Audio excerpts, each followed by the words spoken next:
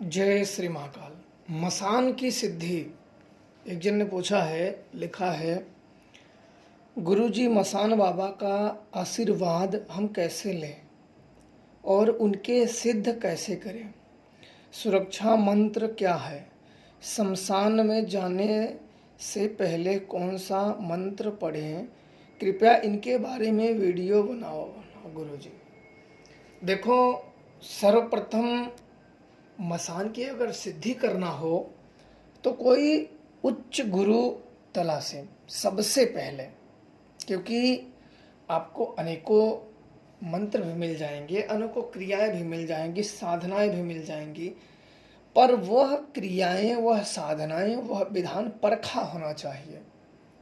अनेक मिल जाएंगे, आपको वेबसाइटों पे मिल जाएंगी, आपको बुकों में मिल जाएंगी अनेकों साधनाएं, पर उसका साक्ष्य नहीं है कि हाँ किसने किया है।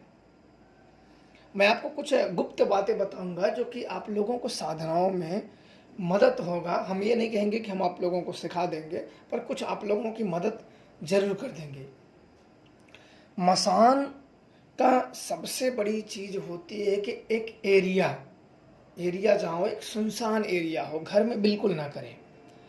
मसान की साधना बिल्कुल खुले आसमान में की जाती है, इस बात का विशेष तौर पे ध्यान रखें। अगर किसी कारणवश अगर बाहर ना कर सकते हो तो छत पे कर सकते हैं, क्योंकि खुले आसमान साधना उतना तेज फलीभूत नहीं होगी, पर धीरे धीरे वो होगी। अन्यथा उजाड़ स्थान, नदी का किनारा, श्मशान, कब्रिस्तान, ये ऐसी जगह चुने जो उजाड़ हो और साधनाएं बिल्कुल गुप्त हो। इसमें दिशा का कोई बंधन नहीं है, मसान किसी भी दिशा से आ सकता है। इसमें अनुभूति के लिए आप आस्तिक रहो या नास्तिक रहो, दोनों चलेंगे। जो मानता हो वो भी, जो ना मानता हो वो भी। जो मानता हो वो भी अनुभव होगा, जो ना मानता हो उसको भी अनुभव होंगे, तो स्वयं ही मान जाएगा।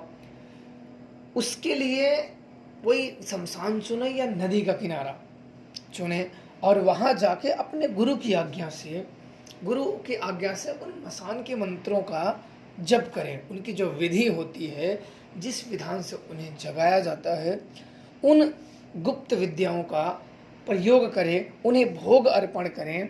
भोग इनमें ज़्यादातर तामसिक भोग लगते हैं, मसान को ज़्यादातर तामसिक भोगों से ही जागते हैं। और जब ये जाग जाएगा, ये मत कहना कि आपने 11 दिन जप लिया, 9 दिन, 5 दिन, 7 दिन जग जाए, नहीं।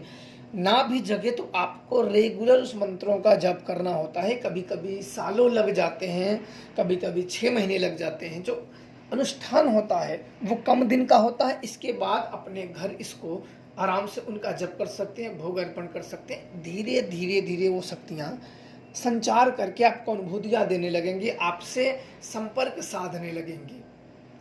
और जब जब नवरात्र आए तब तक करें। और गुरु का मार्गदर्शक होना अति आवश्यक है। बिना गुरु की सबकी सिद्धियां नहीं प्राप्त होती हैं। कुछ भी जप कर लो, बिना गुरु के नहीं प्राप्त होती। और गुरु का जैसे वो मसान है, तो मसान को गुरु आदेश देता है कि आप इन पे कृपा करें, या अपनी इष्ट शक्तियों को या अपनी सिद्ध की हुई शक्तियों को उनसे आशीर्वाद दिलवाता है कि हे माता, इन्हें आशीर्वाद दे, जल्दी सफलता मिले।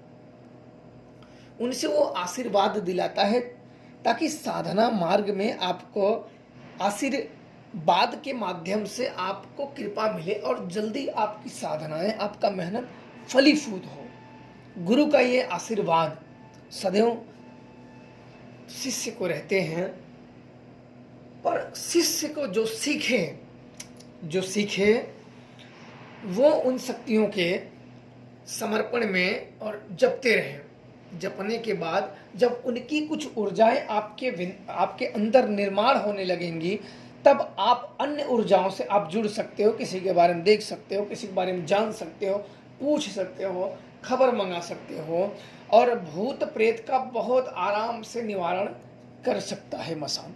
पर सबको सिद्ध नहीं हो पाते। 1000 लोग अगर बैठेंगे जप करने के लिए तो उसमें से एक ही व्यक्ति सफल हो पाता है।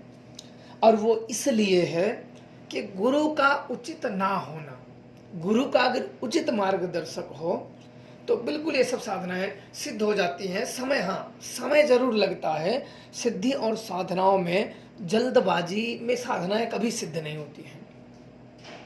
जल्दबाजी में साधनाएं उसे नहीं होती हैं, और जिसके मन में कपट भाव हो, कपट भाव को साधनाएं सिद्ध नहीं होती हैं, क्योंकि इंसानों से कपट किया जा सकता है। शक्तियां तो पहले ही जानती है कि क्या है क्या नहीं है, तो इसलिए कपट भाव से शक्तियां प्राप्त होने वाले में फिर भी उसमें बाधा उत्पन्न हो जाएंगी, या अपने किसी क्रियाकलापों या कोई कमियों के कारण या गलतियों के कारण या कुछ ऐसे अपने अंदर अभाव रहेंगे, हम मुड़ जाते हैं। हमें जाना कहीं और होता है, मुड़ जाते हैं किसी के कहने पे या अब खुद की सोच से हम मुड़ जाते हैं, और हम कहीं ना कहीं शक्तियों के छूट जाते हैं, उससे दूर हो जाते हैं। चाहे हम उसे अपना दुर्भाग्य कहें, चाहे अभाग्य कहें, चाहे कुछ भी आप कह सकते हैं, वो हमारे हो जाता है, और हम शक्तियों के तलाश में फिर भटकने लगते हैं, फिर यहाँ वहाँ भटकने लगते हैं।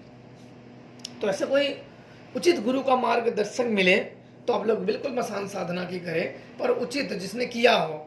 मैंने आप लोगों का मार्गदर्शन कर दिया है। मैं मसान साधना नहीं कराता हूँ, क्योंकि ये सब बड़े खतरे होते हैं, किसी भी व्यक्ति को कुछ हो जाए, क्योंकि लाभ होने के कम चांस होते हैं और कुछ नुकसान होने की ज़्यादा। सुरक्षा बहुत ज़रूरी है, तो इसलिए आगे पीछे सब सोच समझ के साधना करें, क्योंकि यह सब साधना जब बिगड़ती हैं तो आपको सुधरने का मौका नहीं देती हैं,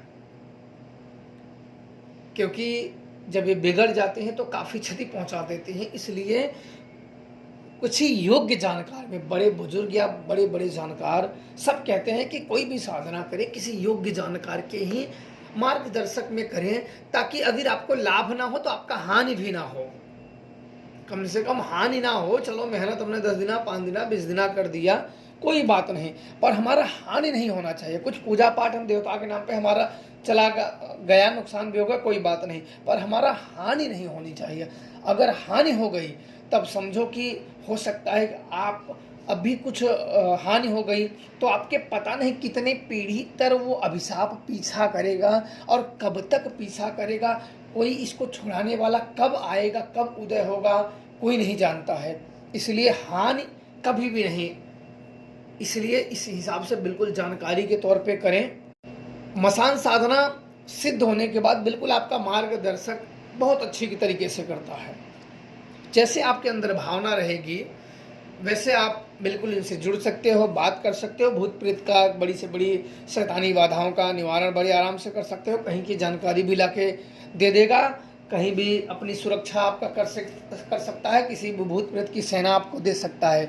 सिद्ध होने के बाद ये आप उससे कार्य कर सकते हो, मार्गदर्शक कर सकता है, साधनाओं के विषय में आगे का मार्गदर्शक कर सकता है, भटकने से भी रोक सकता है। और भी ऐसी गुप्त बातें हैं जो यहाँ बताना उचित नहीं है, जो कि मसान की गुप्त पद्धति में आती है, तो आप लोगों की जानकारी के लिए आप लोगों को बता दिए गए हैं। कोई योग्य गुरु को ढूंढ के आप लोग बिल्कुल मसान साधना कर सकते हैं और उनका आशीर्वाद प्राप्त कर सकते हैं। जय श्री महाराज।